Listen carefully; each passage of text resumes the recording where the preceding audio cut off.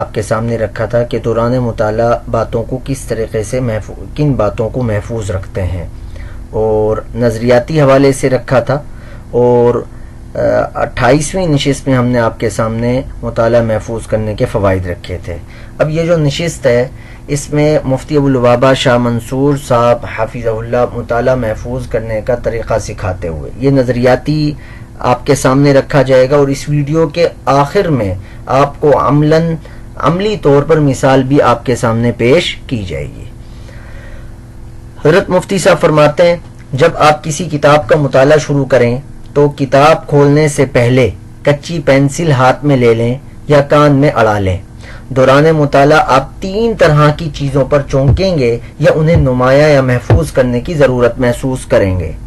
اہم، جو لفظ، جملہ یا نقطہ اہم لگے اس کو خط کشیدہ انڈر لائن کر لیں۔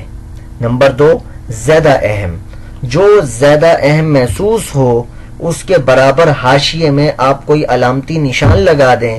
یہ نشان آپ خود سے بھی وضع کر سکتے ہیں، مثلا ضرب یا جمع کا نشان، ضرب کی علامت جس کے 4 خالی زاویوں میں ایک نقطہ لگا ہو، ستارہ یا کچھ اور۔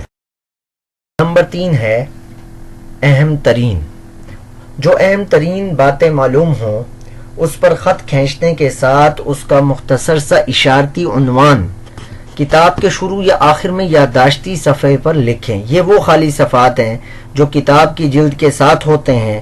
آج کل بعض کتابوں کے آخر میں یادداشت کے عنوان سے مستقل صفحات بھی دیے جاتے ہیں، انہیں اسی مقصد کے لیے کام میں لانا چاہیے۔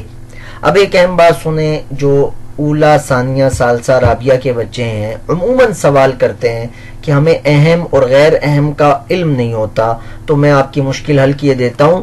اہم اور غیر اہم کی تعیین میں پریشان مت ہوں۔ اہم اور غیر اہم کا انحصار ہر شخص کی ذاتی ضرورت، دلچسپی اور ذہنی سطح پر ہوتا ہے، اور ہر شخص کی ضرورت اور دلچسپی دوسرے سے مختلف ہوا کرتی ہے۔ اس لیے جو بات آپ کو اہم لگتی ہے، جو بات آپ کی ذاتی دلچسپی یا ضرورت میں آتی ہے، آپ اس کو لکھ لیں گے۔ دوران مطالعہ کن چیزوں کو محفوظ کرنا چاہیے، اس میں حضرت مفتی ابوالوبابہ شاہ منصور صاحب حفظہ اللہ کی تعلیمات میں کو سامنے رکھتے ہوئے اہم ترین کے پوائنٹ کو دیکھیں گے کہ جو بات آپ کو اہم ترین لگے آپ اس پر ایک خط کھینچیں گے اور شروع